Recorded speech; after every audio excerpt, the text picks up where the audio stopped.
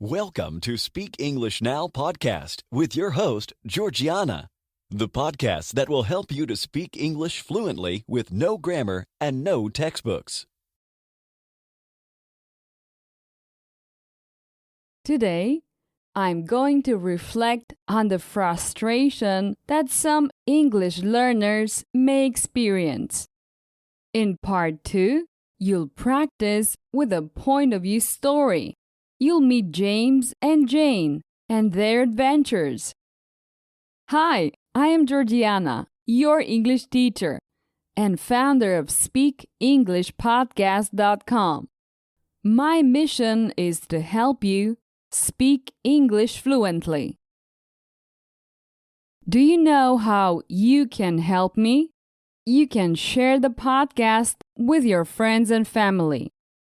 Tell them to go to SpeakEnglishPodcast.com and get my free mini course.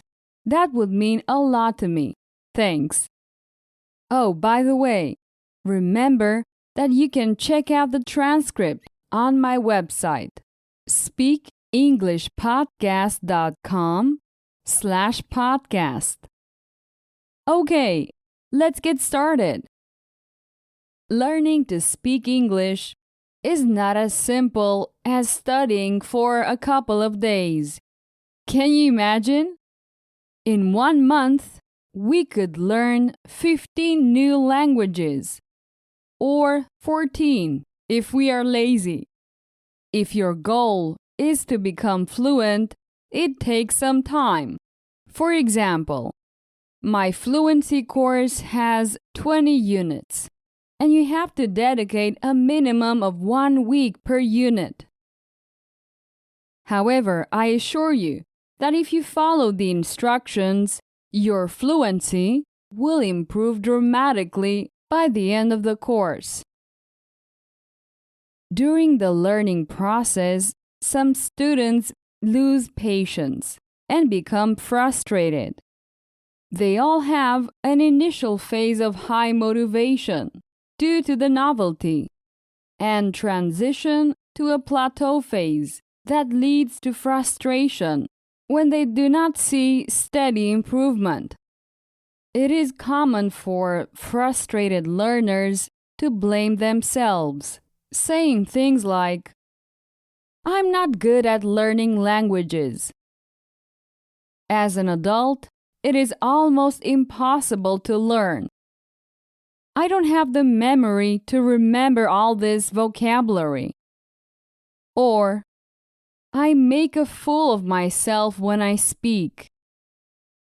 This kind of mindset is dangerous because it affects motivation, and the chances of giving up are very high. Other students blame the method. For example, they say to themselves, "This method is useless," or "I am wasting my time. This is pointless," etc.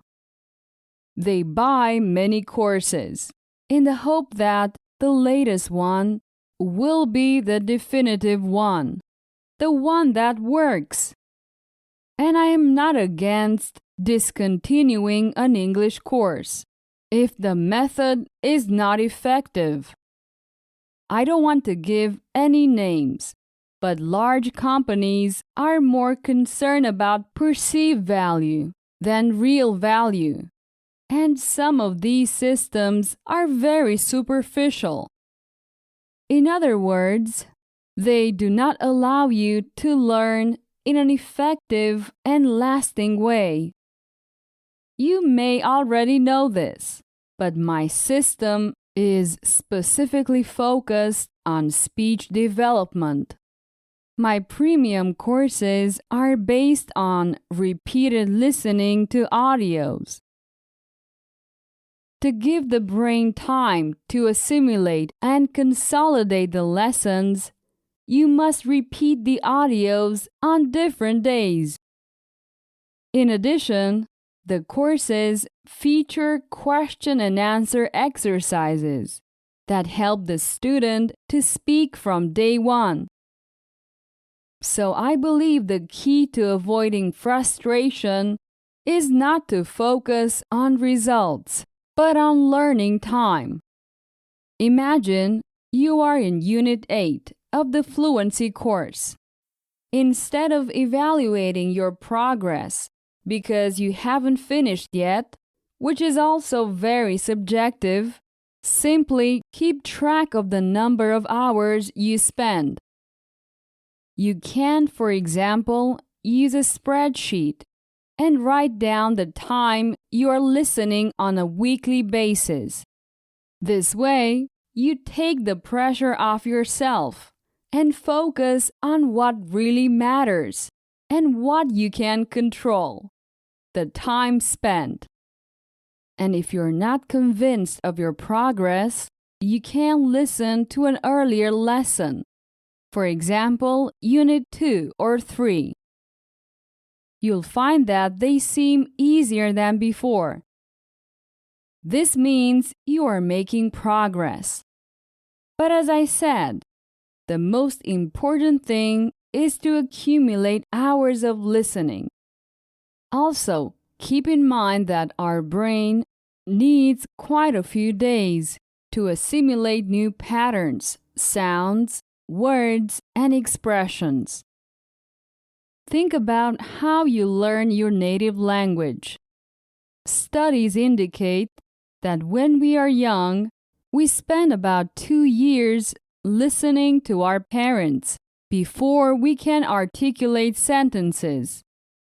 This is called the silent period because the brain is learning and assimilating.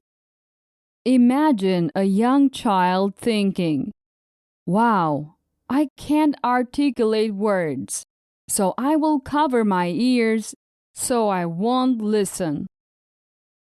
And finally, don't forget to enjoy yourself. Take listening to the lessons more as a game than an obligation. I try to make the content fun, entertaining, and a bit absurd in the course lessons. I do this so that it won't be boring and you can remember better. In short, focus more on what you can control. The time you spend listening to the lessons, and try to enjoy the stories with slightly crazy characters. I hope this helps you on your way to fluency in English. If you want to know how to speak English using the proper techniques, visit speakenglishpodcast.com and subscribe to my mailing list. I will send you my 5-day video course so you can learn how to speak English fluently once and for all. And it's completely free. Now it's time for you to learn grammar in context with a point of view story. I'll tell you a short story more than one time. Every time, I'll change a grammar point. I can change the tense or the person. This way, you'll notice the changes in context. Come on, let's get started. I'll tell you the story first from my point of view. James started learning English motivated and hoping to speak fluently. Jane began studying English with enthusiasm and the desire of speaking effortlessly.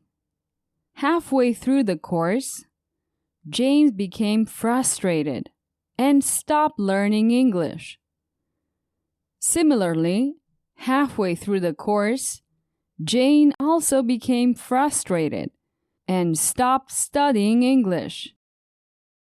Because he did not finish the course, James could only start sentences in English, but could not finish them.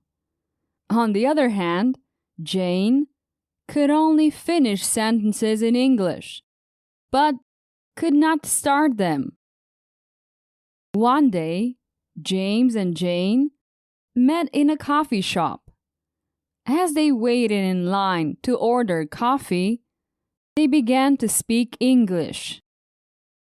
James would start the sentences, and Jane would finish them. So, they fell in love, got married, and had 7 children. Although they eventually finished the English course, James would continue to start sentences, and Jane would finish them, just because she always liked to have the last word. Now James tells us the same story from his point of view. I started learning English motivated and hoping to become fluent. A girl named Jane started studying English with enthusiasm and the desire of speaking effortlessly, like me. Halfway through the course, I got frustrated and stopped learning English.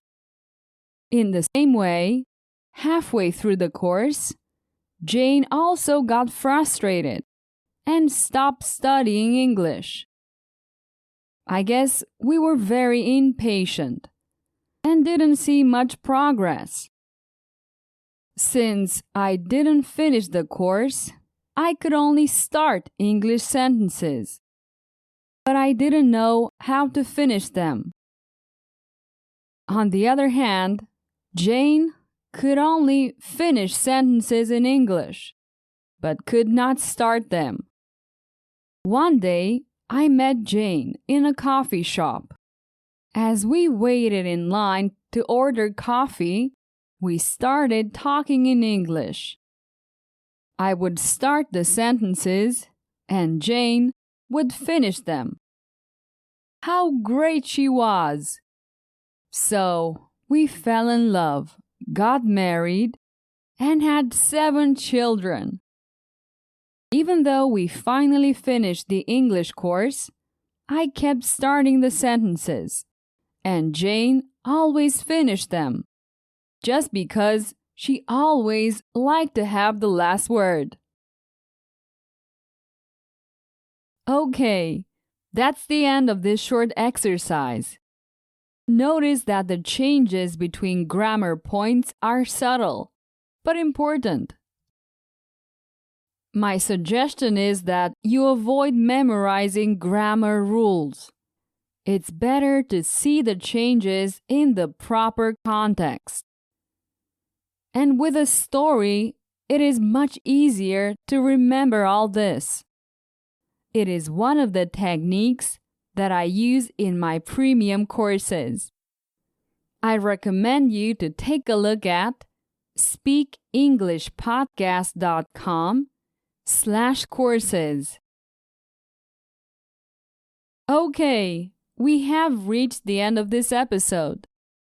Repetition will help you improve your English fluency, so make sure you listen to my podcast episode several times. See you soon. Bye-bye. Did you enjoy today's episode? Get the transcript